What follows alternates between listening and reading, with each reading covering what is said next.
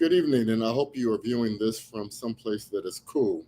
On behalf of Alpha Phi Alpha's General President, Brother Dr. Willis Lanza III, I am Jeffrey Sterling, MD, the Surgeon General for Alpha Phi Alpha Fraternity Incorporated. Allow me to introduce tonight's moderator, Alpha's Deputy Surgeon General for Deputy Surgeon General for Family Health, Dr. Victor Narcisse III. He's the spring 1990 initiator of the Rho Iota chapter of Alpha, and he's currently active in Alpha Eta Lambda chapter. He practices at the Houston Methodist Hospital as the Associate Division Head of Hospital Medicine and is the Director of Clinical Research in the Division of Hospital Medicine. He is board certified in internal medicine and geriatric medicine and is a fellow of the American College of Physicians and the Society of Hospital Medicine. Brother Dr. Narcisse, before you get going, I just wanted to point out to the audience tonight that I was glancing at the CDC website, and on a daily basis, right about now, we're seeing about 2,500 daily heat-related illnesses. And on a daily basis, it's just amazing. We're seeing about somewhere between 800 and 1,300 deaths. And let's talk about that over the course of the day, because I think people kind of get caught up in climate change, but to the individual, that really doesn't matter when you're confronted with what in many instances is a life-threatening emergency. So I hope that we're going to give folks tools that they can use tonight to beat the heat, and we hope that everyone out there is staying safe, staying hydrated, and keeping that UV light from damaging us. So let's have a good show, and I'll be listening. Well, thanks so much.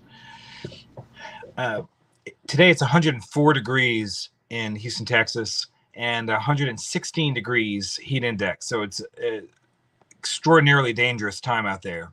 So I couldn't have imagined having better panelists with me tonight. Joining Dr. Sterling and myself is Dr. Robert Carter. Dr. Carter is an MD, MPH, and a PhD. He is a United States Army colonel. We appreciate his service.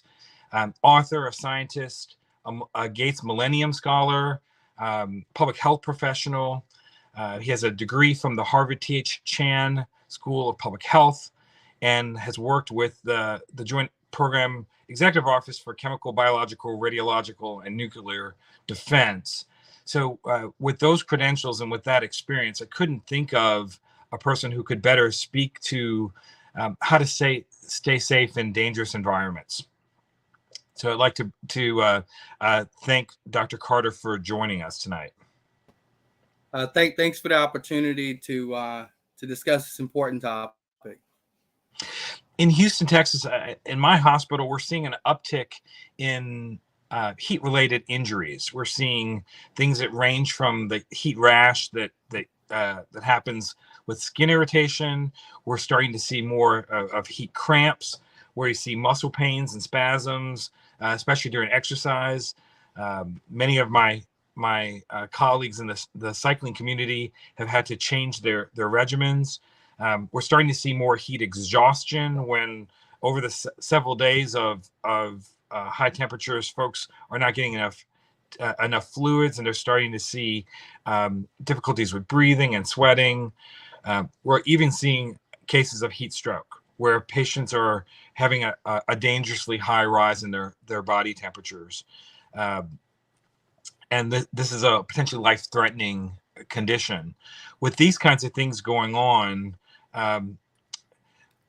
we'd love to hear some of your thoughts on what we can do to prevent succumbing to the dangers of the heat. Yeah, yes, thanks again for the opportunity. So when you look at what's going on, we're seeing increased frequency of heat waves. They're becoming more common. I think that you're frozen. So while oh, there you are. Okay. Yep. So as we see an increased frequency of heat waves, prolonged days of temperatures in many cities across the country, over 100. We noted that one of the risk factors, and we've done a lot of work. I've done a lot of work over the years in the military, specifically looking at how we can train safely, work rest cycles, hydration. So when we look, there are a lot of factors that at the individual level that we can actually provide guidance and information to the general population related on how they protect themselves. And again, like I mentioned before, we documented days of it's the cumulative heat stress, high temperatures that then begin to generate this increase in the number of heat illness casualties, heat stroke in some cases, rhabdo, heat related illness. And so it's important for individuals to tailor their activities. There's some individual things that people can do. Staying hydrated, limiting prolonged exposure. Basically, there's a lot of, we'll talk about it later today. There's a lot of technology out there that is embedded into smartwatches, Oura rings. There's a lot of technology out there that can help an individual track their overall heat exposure and how well their body is positioned to adapt that. But one of the things that I wanted to really emphasize is that much like we talk about exercise, if you're preparing to run a marathon, you go out and you have a training strategy. You prepare your body for the marathon. We talked before earlier and today and yesterday on the phone. When we look at, there's a lot of changes in human behavior that has occurred as well in conjunction with the increased heat waves. What we're seeing is individuals not allowing themselves to be exposed to the heat. Okay. And so, whereas when we were kids, we spent a lot more time outdoors. Our grandparents sat on the porch. And so as the temperatures increased, we were acclimating. We were acclimating to changes. So when we hit record high temperatures, the impact of those temperatures on our individual bodies, on those physiological responses, were not as severe. And so I'll leave you with, when we look at what's happening from a prolonged temperature heat waves are longer, temperatures are hotter, the duration. If you take that in parallel with, we have a population that's really not exposed to heat stress, that delta greatly increases the risk of an individual succumbing to heat stress. It's a little bit challenging to document, but in my cycling equipment, because I have access to my heart rate, it has power calculations. It actually can determine a percentage of acclimation that I have achieved, and so it allows for individuals to spend time over a period of days, over a period of weeks, to acclimate to the higher temperatures. So I think we're definitely there's definitely technology available that would sort of keep track of that kind of a thing. But for the average person, the average senior in my community, they just know that it's hot. We always worry about we always talk about hydration. Are there specific kinds of hydration that you think are more effective? Do you think that there's certain way that we do the hydration that's better than others? Yeah. So again, spent a lot of work on hydration, researching in rehydration protocols.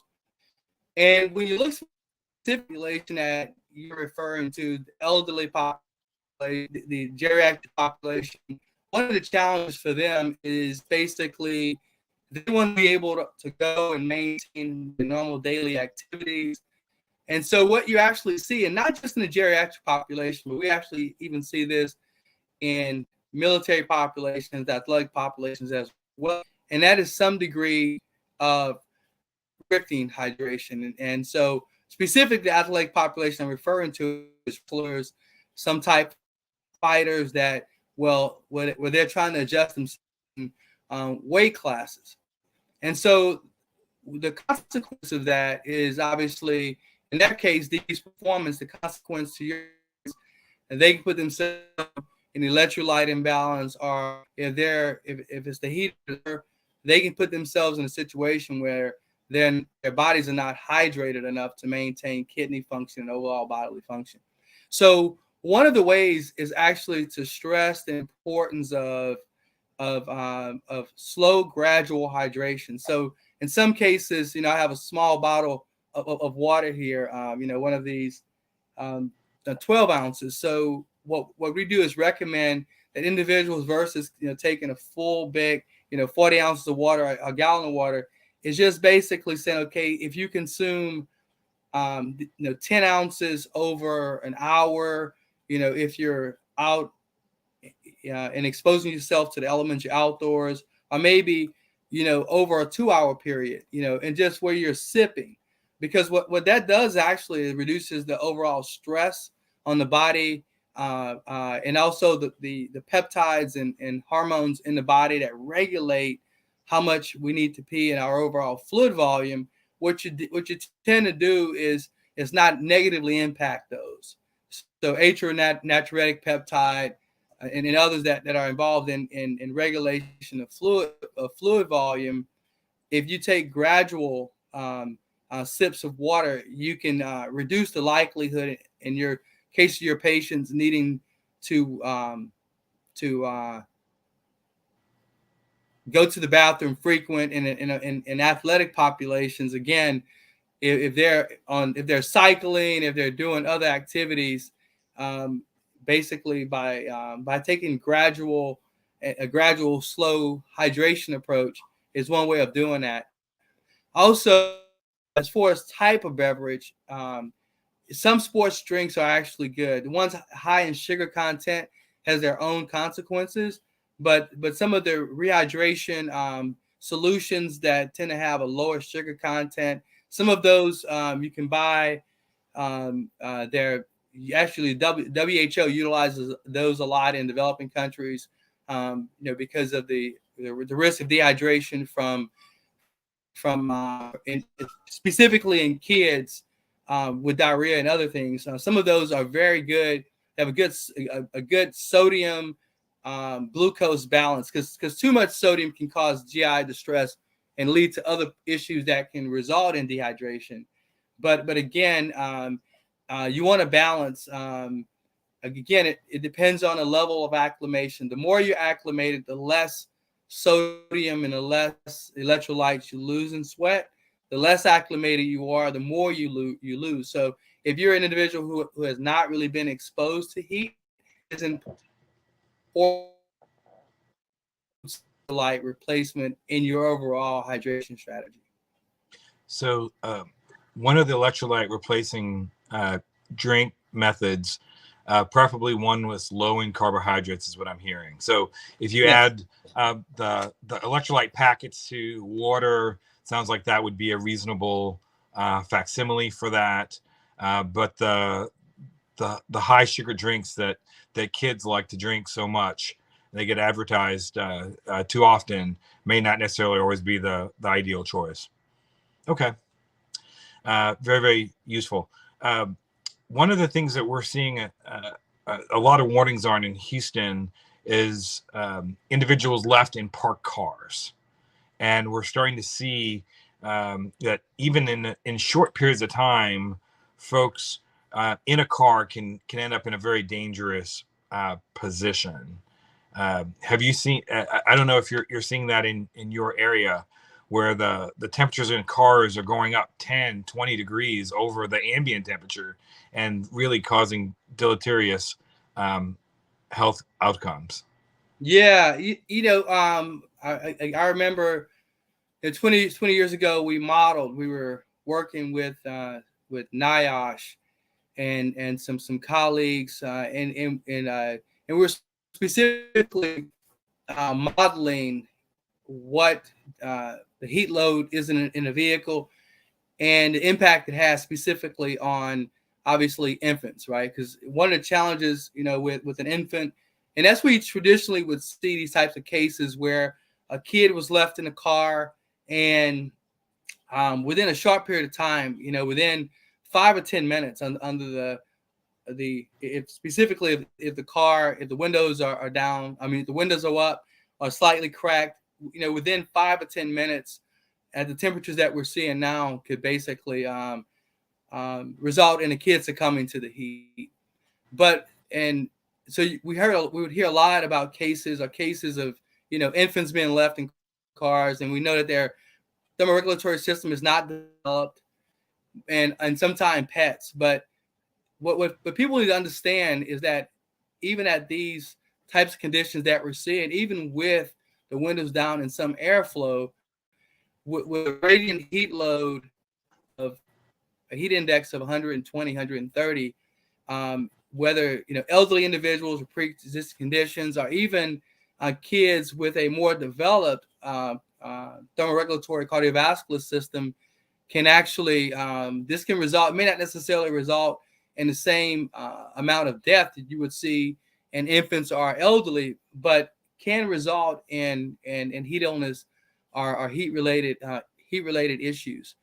And so it's important for people to understand that even if you crack the windows and you put the windows down and you leave older kids in a car or adults with other conditions, specifically certain drugs that they might be taking, they're hypertensive and they're on certain ACE inhibitors or beta blockers, alpha blockers. Many of those drugs actually reduce the ability of an individual to thermoregulate.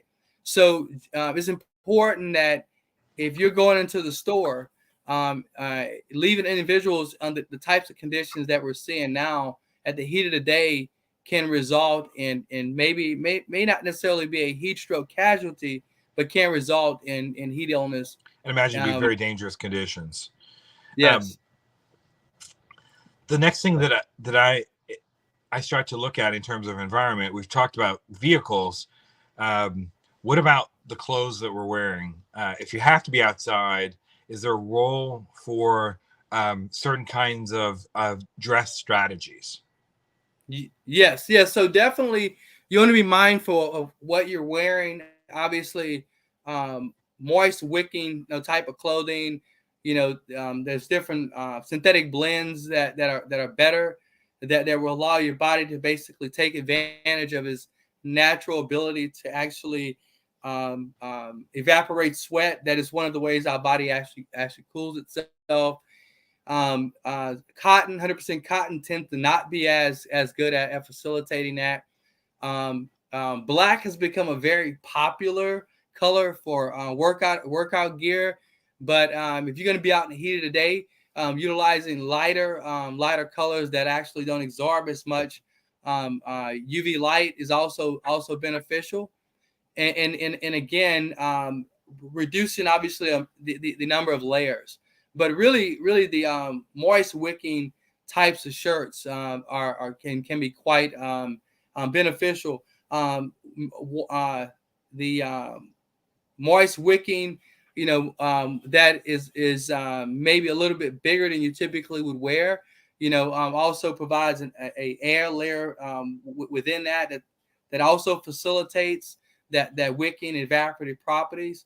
But again, just and there is a balance as well in not exposing too much of skin as well. So some cases, we found that actually wearing like a moist wicking white long sleeve shirt actually under the right conditions actually reduces the overall thermal burden on the individual than if they were wearing, for example, a short sleeve black shirt. And so and that is due to the impact of the thermal load absorbing the overall heat into the body. And so again, and again, really, regardless, limiting yourself to not exposing yourself to the conditions at the peak of the day.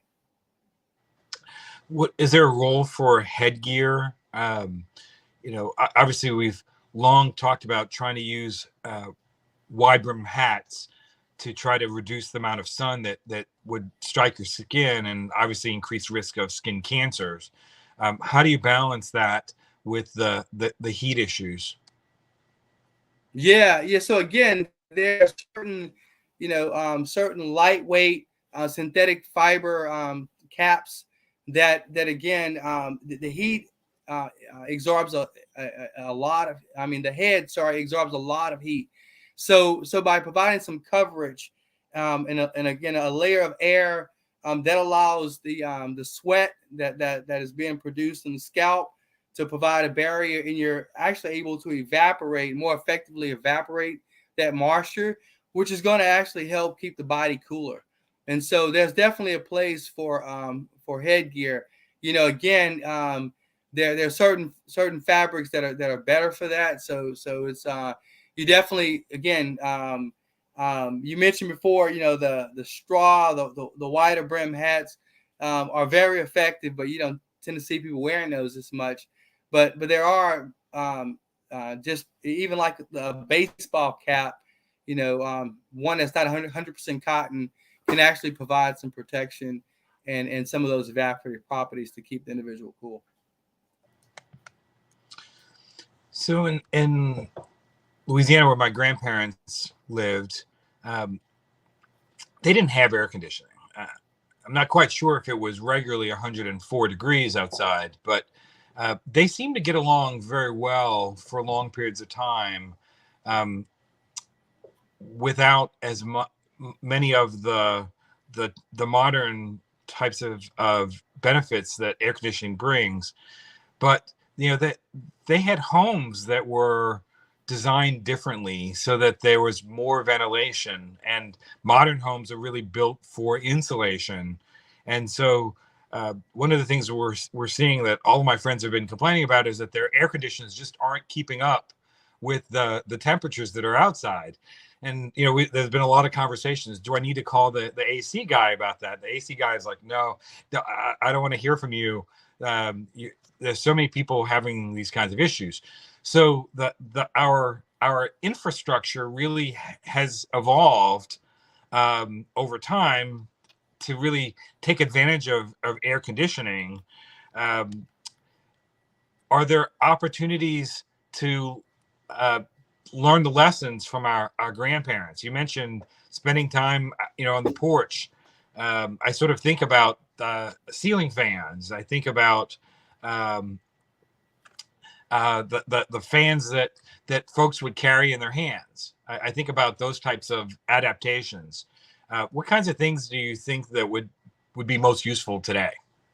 Yeah, so I think there's I'll touch on two aspects, and the first aspect you pointed out, unfortunately our infrastructure has evolved to keep us indoors ultimately, and the guidance that we tend to see is to go from one, AC office, AC car, AC home, and just avoid the overall heat. And so, and then again, you pointed out, our infrastructure is just not adequate. That if you lose, in fact, I had some colleagues in Pennsylvania and Maryland. A storm went through there recently, and they were without electricity for 16 hours, and everybody complained about this exact issue.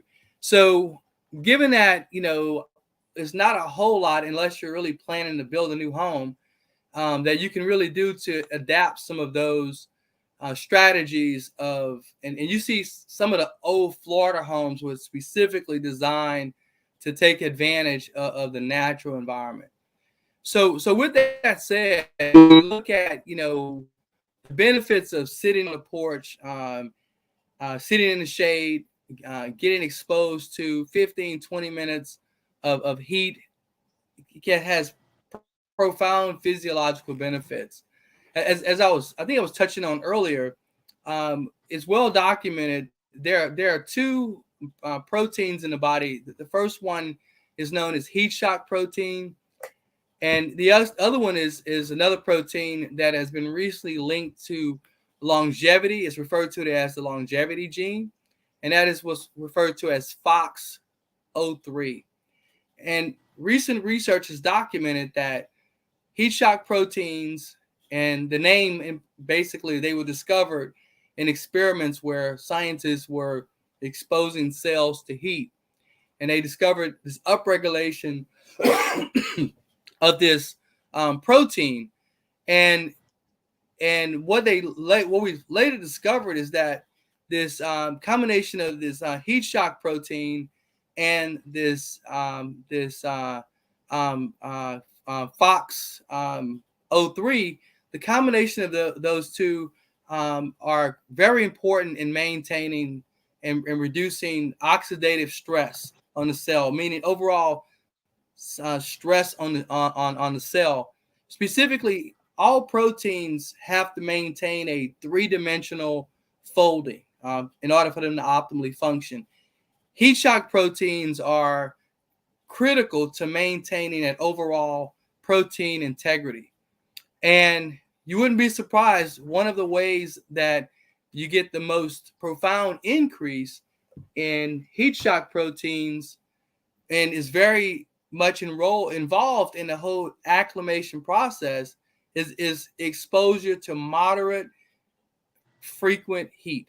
And so there's been work to basically show that individuals, and again, we probably don't need a sauna right now, but I think the research speaks to the benefit of frequent low dose, consistent heat stress.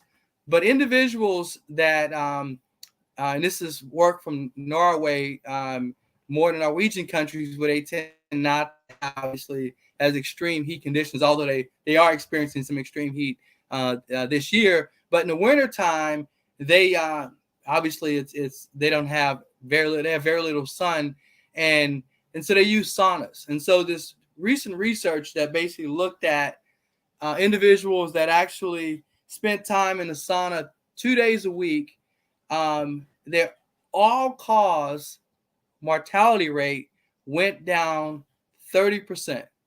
And in individuals that actually spent time in the sauna 4 to 5 days, it was over 50% reduction in all-cause mortality. That's including cancer, cardiovascular disease, and others. And so why do I mention that? Is because this is a well-adapted physiological mechanism. Our bodies are, believe it or not, designed to actually evolve and tolerate the heat. Humans have only had air conditioning for a short period of time, but somehow humans have continued to evolve. So I think what we have done in many ways is by just stressing, going from AC to AC to AC, by not exposing our bodies when the temperatures are 80, 90, when we get to that 100-degree mark for 14 days, 3 weeks, now that overall cumulative stress overwhelms the system. And that's what you tend to see. There are obviously some folks that are working in certain industries where they are just, getting that cumulative dose way beyond what is tolerable for humans. But when we look at specifically those non-construction workers or non-folks that are working out in those specifically high heat stress occupations, when they show up, a lot of that is maladaptation, that they should not succumb to. And those are the types of, practices that just naturally occur with our grandparents, where they were just exposed to passive heat stress. So they maintain some degree of heat acclimation. And I think today, if you took a survey or if you measured heat acclimation in a general population, I think you will find that most individuals, much like exercise, are not exposing themselves to heat. And they're not just the heat stroke risk, but you think about vitamin D in African Americans, there's a lot of benefit of actually having an appropriate dose of heat exposure to the sun that's beneficial. You mentioned about exercise. I think taking exercise activities inside has definitive advantages, but if you had to go outside because you're cycling or your activity mandates it, are there advantages of of doing those things early in the morning as opposed to later in the afternoon? Yeah, yeah. So that's a loaded question. Actually, I'll answer that one. Definitely. So I do want to point out that it's well documented, specifically in men, that as we get older, um, there's some risk of sudden cardiac death earlier in the morning. So if you go out and run, and even individuals that are frequent exercisers, there's some increased risk of early morning intense physical activity, whether it's indoors or outdoors, and that's just simply due to dehydration, the overall blood pressure. There's a lot of factors that contribute to that. But again, if you look at the benefit and the protective benefit of exercise to not exercising is huge. And so I emphasize exercising whenever you can get it in. If it's first thing in the morning, it's probably easier before folks get busy. If it's later in the afternoon, obviously you don't want to do it. Specifically, like we look at now, in a heat wave, sometimes even at night is in the 90s. That's better than doing it at noon. But that's when you may want to consider taking exercise indoors. Specifically, if you plan to do high intensity, several miles, maybe beneficial to do that on a treadmill, or you find an indoor track somewhere. But again, the benefit of exercise 4 to 5 times a week, at least 30 minutes of continuous physical activity, while managing the overall risk, obviously, of heat stroke, heat illness, rhabdo, the conditions that's related to excessive heat accumulation in the body, should be considered. But again, the combination of and the benefit of exercising outdoors is you get a twofer. You get the benefit of the overall heat, um, moderate, regulated, compensatory heat stress, and the benefits of exercise. And both of those are extremely beneficial to overall health and well-being. So for your soldiers, you still advocate that they stay active. They just need to be smarter about it. Yes. Yes. So we actually incorporate what I call work rest cycles, and I think the what we're seeing right now. So in the military, we basically look at what the temperature is and look at the daily activities that are planned, and then based on the heat index, the absolute wet bulb temperature, we then say, okay, and on those black flag condition days, maybe it's 30 minutes of activity or 15 minutes of activity and the appropriate amount of rest. And so we have work rest cycles around, specifically in our training populations, Fort Jackson, Fort Benning, places that are are extremely that are in the deep south that we know have hot, humid conditions. And so again, those same types of applications should be employed in populations of workers, and those tables do exist. NOSH put those out, but there's always an interaction of federal guidelines, policies, and then how they're implemented at the state and local level, and how well they're actually followed by the employers, right? That are just trying to repair, get the construction done, or basically get the crop picked or roof done or whatever, right? And so it's so again, there are well documented scientific evidence-based strategies on how to keep people safe regardless of the temperature, combination of hydration and limited exposure. But how well those are actually employed and followed at the lowest level is always the risk. Understand. So again, there's been a lot of conversation here in Texas about mandating hydration breaks for workers who are outdoors, and even in my hospitals, uh, we've had to continue to evolve our strategies around hydration and making sure individuals who are working have access to hydration stations, as an example. So I think that there's an ongoing question about exactly what role the regulatory bodies should have in encouraging the hydration, as opposed to the employers, as opposed to the employees advocating for themselves. Yeah, you know, Uh, go ahead. I'm sorry. okay.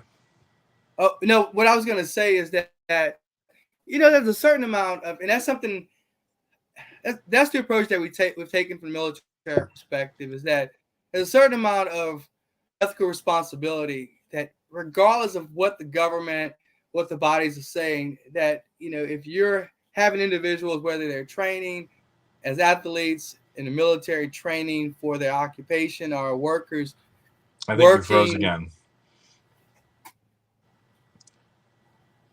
Okay, am Regardless I of back? You are, regardless of Okay. what the regulatory bodies are saying. Yes. So there's amount of ethical responsibility, you know, for employers to ensure that the people that they're employing are able to perform those occupations safely. So you know, providing water, providing the appropriate amount of breaks in a shaded area, so that individuals can actually drink water, and having, you know, if necessary, temperature checks, having, you know, an ice chest available with towels that are, you know, saturated in cold water that's being kept just in case an individual succumbs or begins to exhibit signs of heat exhaustion.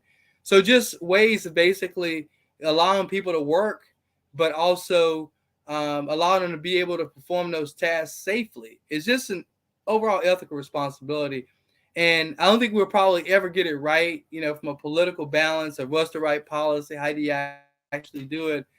I think that, you know, that definitely has a place, but I think at the end of the day, there are a lot of rules that people don't follow, and I think we got to just continue to to ensure that folks are actually being able, that employers are ethically treating their employees, you know, with dignity and respect, and keeping them safe. Because ultimately, you know, if their workers are not able to maintain their overall health, they there's a consequence. Also, I think that the employers, they need to actually look at the data. The bottom line is that as folks become dehydrated, we did research that at 4% dehydration, 35%, and cognitive performance declines by 25%, 5 or 6% dehydration. You know, basically, folks being very productive anyway. They're doing, you know, high occupations that has a certain amount of safety risk. You're really putting those individuals and others at significant risk by not allowing them to actually do that and maintain hydration. And also, we know heat stress affects both physical and cognitive performance. So I think, you know, from an overall, sometimes you got to put it in return on investment. So they may not necessarily say, hey, this is how much productivity you're losing in those workers by not allowing them to drink. And I think that may be a more effective way to get folks. You got to basically, you know, tell how it's impacting their pocketbook. Another thing that that we see affecting a person's ability to regulate their temperature is their consumption of alcohol. And growing up, there were a lot of images of being outside at a picnic in the backyard with an adult beverage, and I worry about the temperature regulating effects, but also the cognitive and judgment effects of alcohol in this situation. I don't know if those are things that you're seeing with your the populations that you work with. Yeah, so it's interesting if you look at the data, the day of the week, if you normalize temperature, where you tend to see the most heat-related illness, rhabdo, is Monday. It's because, again, folks binge drink.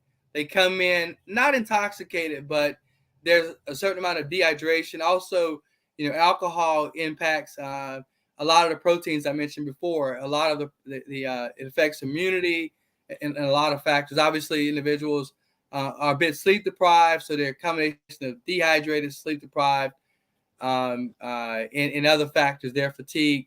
And so we take all those factors in parallel, and then you add alcohol on top of it.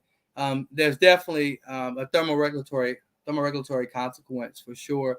And I think that increases the overall risk. And so I think educating specifically workers, which is difficult because obviously if people are working, in those types of occupations, they look forward to Friday, right? And so they probably tend to partake, especially during the summertime. Kids are out, a lot of picnics and everything are going activities, and they take part. And a Monday morning, they're at risk, right? At an elevated risk. So that's one of the that's an education piece. I bet a lot of people don't understand. The general population probably doesn't necessarily understand, the consequences. So then they could have a great Friday night, Saturday night, limit intake, hydrate, get some rest, and reduce the overall risk of incurring heat stroke on Monday. Sure. We certainly encourage folks to really pay more attention to the symptoms of heat exhaustion, the heat stroke, and whether it's weakness or cramps. We've been talking about rhabdomyolysis, where the proteins are starting to break down and ultimately adversely affect the renal function. Headaches, fainting are things that we worry about. But again, high body temperatures, folks that are developing altered mental status or confusion, folks that are having difficulty with walking, folks that are passing out with seizures or with fainting episodes we call syncope, are things that we worry about long before we get into the high heart rates and the difficulty with breathing that the heat stroke ultimately brings. You talked about the educational initiatives around alcohol. Are there other educational activities that we should be doing in our communities to raise awareness and to provide additional prevention measures? Yeah, I think just in general, like educating, communities, specific communities where tend to have health disparities, where individuals may disproportionately to the general population may be consuming certain types of drugs, as I mentioned before, for blood pressure and others that may impact their ability to regulate heat. But also stressing the importance of them actually taking their medication, because again, in the summertime, if an individual is hypertensive, has high blood pressure, and then if you look at the impact of overall heat stress on blood pressure regulation and everything, if they're not taking their medication, they're increasing their risk of, again, stroke, heart attack that may be secondary to the overall heat exposure. So I think just one of the things we don't do enough of, and we really wait until we're in the midst and people are dying, we don't really educate. We don't talk about preventative measures for heat stress. One of the things we've been doing more recently in the military specifically is getting out not just to the active duty, but also to our civilian workforce, trying to get in front of, pool safety, not after someone, you hear a rash of drownings across the country, doing heat stress and mitigation of heat of the hot weather, doing that earlier, like in April, beginning to basically get folks thinking about things they can be doing to get themselves acclimated, to get themselves, improving overall safety when they're in the midst of the summer heat. So I think we have to do more in educating people about the benefits, first of all, of heat exposure, but how to safely do it and how to basically set themselves up for success. And some of that is again related to talking about their infrastructure, right? So thinking about ways that they can actually, like, okay, getting them thinking about, okay, what's your plan if you lose power in the summer? Do you have ways? Do you have screen doors? I mean, so can you safely within your community, open your windows? Just really helping them think through, because a lot of times people are afraid in certain communities to open their windows, because the risk of crimes and stuff. So, but again, I think educating the community and having some initiatives about of keeping themselves safe and their families safe, and from an individual perspective and overall community perspective, in the height of the summer. Because I'll tell you, if you look, we're probably not that far off if we continue to have population growth in the South, where you have a large population that's moving from the north to the south, that's putting strains on the grid. We're in Texas, you recall a few years back in February, our grid went down, and it's not too far off. I think we're at risk if we don't, of having rolling blackouts in the summertime, just due to the overall strain on the grid. And so getting communities, and unfortunately minority communities of color, are going to disproportionately be impacted by that. So I think we got to really begin to think about, how do we get people educated and proactively thinking about, climate change, prolonged heat waves, rolling blackouts, all the things that I think are definitely, you don't need a crystal ball. You look around the globe and you see that's how, unfortunately, countries sometimes are left to maintain the grid. And I heard some talks about that when I was in Phoenix, of risk of rolling blackouts. And you've seen that, around the country when you have environmental extremes. And so I just think that we got to basically begin to really work with our communities to get proactive, at how we're going to address some of these prolonged challenges. Are there strategies that we can take in our own communities in terms of using trees and shade, using reducing the amount of cement in our communities so that the urban heat island effects are lessened? Are there ways that we could mandate in our buildings that they provide green space either at the ground level or on their roofs? Yeah, and I think all of those are very effective strategies. And if you look, I lived in Europe for about 5 years, and some of the specifically like Scandinavian countries have done an amazing job of doing that exact thing, of basically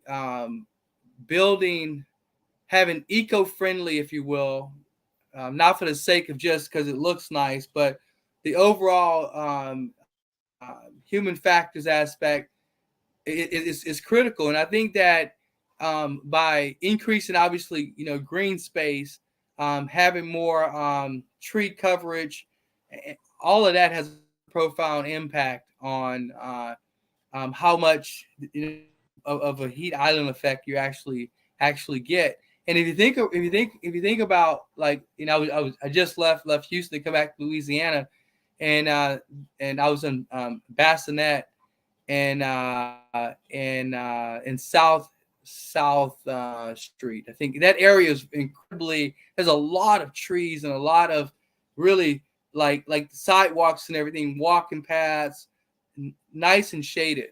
And so clearly, it's not a foreign concept, but you don't you don't necessarily see that as much. And so in some of the lower income, say, large minority communities within cities, what you see is just a lot of, cement, very few trees, very few ways of basically mitigating the impacts of not just heat stress, but the overall temperature regulation. So I think we got to really begin to look at initiatives that we help protect our communities, because, like I said before, the heat waves and prolonged conditions are going to disproportionately affect these communities, and you don't tend to see as much investment. And there are certain types of roofing that provide more protection. And again, you talked about some of your colleagues, wanting to call the AC guy or folks and everything. There are certain types of insulation and attic fans, and again, there are ways you can mitigate that heat sink effect. But again, you don't tend to see as much investment in that infrastructure in certain communities because of cost and advocacy. Again, we worry about these high-risk groups: infants, children, seniors over the age of 65, individuals with multiple chronic medical conditions, folks who work outside, athletes. These are the folks that are at highest risk. We've been speaking today about strategies at the individual level, at the community level. We've been talking about technologies that that can be used to try to reduce our risk going forward, because we really do worry that with this kind of heat, more and more individuals are going to struggle, succumb, and eventually die of heat-related illnesses. Before we sign off, are there any other points that you wanted to bring forward, Dr. Carter? Yeah, I just want to just emphasize, the importance of taking a preventative approach.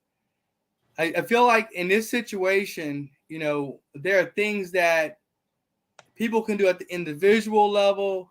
There's a community education piece, and there are ways that we can take a holistic approach and reduce the risk of hospital admissions for heat illness, heat stroke, and the like, specifically in higher risk population, but just in the population in general. So, I would like for us to really take more of a comprehensive approach of educating the population, individuals and communities about heat stress. And because I think sometimes it has a negative connotation. It's the big bad heat wave that's coming.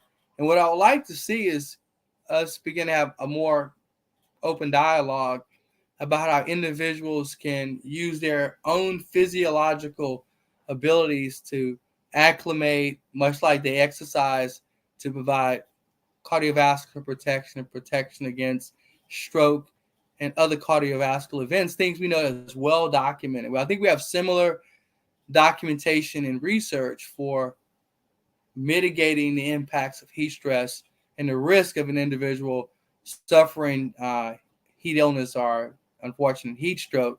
So again, I would just like, to really thank you for moderating this session and on such an important topic at an important time. And I think we will get ahead of it next and really just, do as much as we possibly can to educate communities about these types of issues. If you'd like to hear more about heat and outdoor safety, we did a presentation last July on the Sphinx TV channel of Alpha Phi Alpha on YouTube. You can still see it on heat and pool safety. I would like to continue to educate people on issues of the symptoms of heat cramps, these muscle pains, heat exhaustion, when the sweating and heavy breathing becomes more and more of an issue, and then ultimately heat stroke, where the body temperature is no longer able to be self-regulated.